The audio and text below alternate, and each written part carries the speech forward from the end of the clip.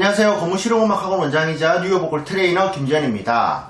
노래를 부를 때 동요 같은 느낌이 드신 적 있으시죠? 노래가 전체적으로 이상하다라는 느낌을 받으나 무엇이 문제인지 잘 모르시는 경우도 분명히 있으실 거고요. 그러다 보니 마냥 재능의 문제라고 생각을 하고 가수는 뭐 재능이 있으니 타고났으니 나는 이제 보통이니까 잘 안 되는 거구나 라고 생각을 할 수도 있더라고요. 상담을 받으러 오시는 분들 중 자신의 노래가 동요 같다라는 이야기를 하시는 분들이 간혹 계셨어요. 좋아하는 노래를 부르면 이상하다, 못 부른다 느낌을 받지만 뭐가 문제인지는 모르겠고 가수는 재능이 있기 때문에 나는 안 된다라는 생각을 많이 가지시더라고요. 그럼에도 불구하고 레슨을 받으면 조금이나마 낫겠지라는 기대를 가지고 오시는데 당연히 배우러 오시지만 왜 그런지 명확한 이유를 알고 나서 오신다면은 실기를 배우더라도 좀 더 효율적으로 배우지 않을까라는 생각이 들더라고요. 이러한 원인이 뭐냐면은 동요에는 없고 가요에는 있는 것이 하나가 있습니다. 바로 밴딩이라는 건데요.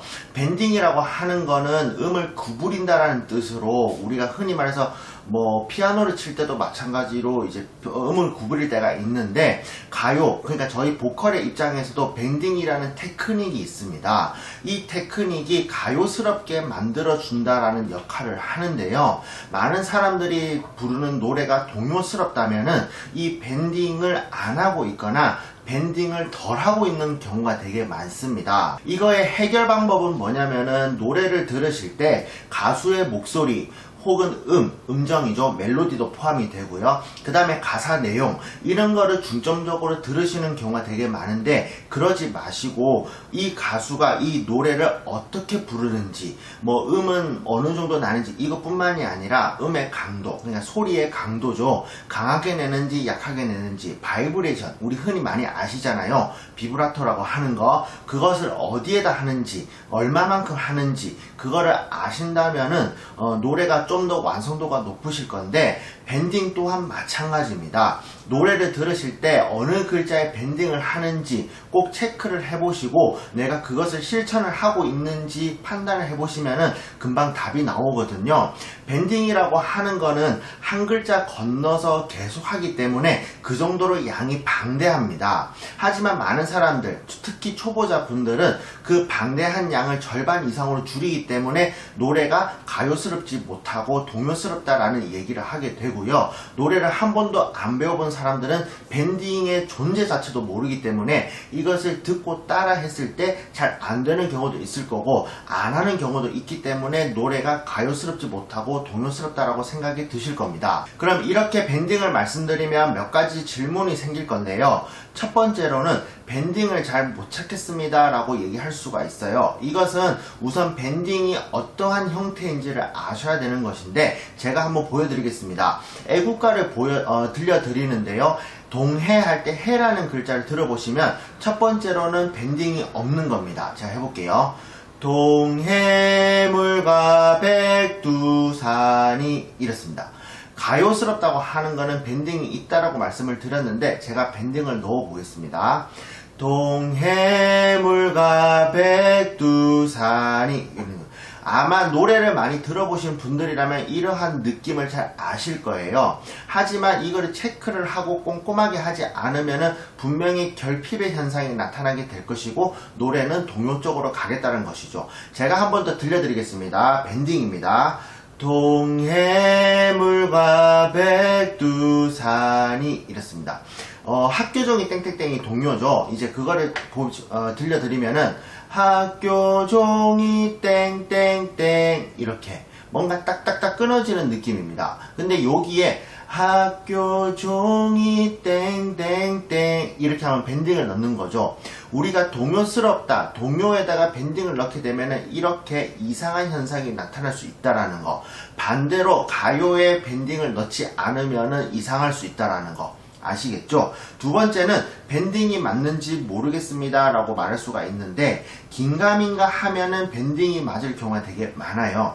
사실은 제가 앞으로 많은 영상들을 올리는 것들 중에 밴딩 뿐만이 아니라 여러가지 요소도 올릴 건데 노래라고 하는 거는 이 여러가지 요소가 동시다발적으로 이루어지기 때문에 이렇게 긴가민가 할 경우가 되게 많습니다. 그렇기 때문에 긴가민가 하시면은 밴딩이 맞다라고 생각하시고 그대로 실천을 해주시면 되고요. 세 번째로는 밴딩을 할 때 주의사항이 있나요? 라고 이제 물어보시는 경우가 한 번 있었는데, 느리게 하시면 음이 늘어나듯 느껴진다라고 보통 얘기를 해요.